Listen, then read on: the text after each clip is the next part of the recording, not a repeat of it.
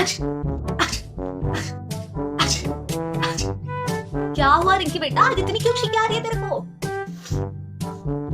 अरे मम्मा, I have been seeing over and over today. क्या बोल रही है?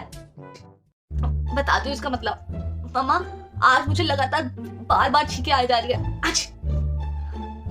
आज तेरे को लगातार छींकें आ जा रही है? कोई अपशगुन ना हो, मैं तेरे लिए काढ़ा बना के लाती हूँ। बाकी तू ऑकी पॉकी की वीडियो देखती रह, ताकि ऐसे ही ना ये छींकें आने या किसको इंग्लिश में क्या बोलते हैं वो सीखने के लिए, ठीक है? मैं भी काढ़ा बना के लाती हूँ तेरे लिए, बढ़िया सा एकदम। ओके मम्मा, आप काढ़ा बनाओ, और अगर आपको ये वीडियो पसंद आई हो तो लाइक एंड शेयर करना बिल्कुल मत भूलिएगा।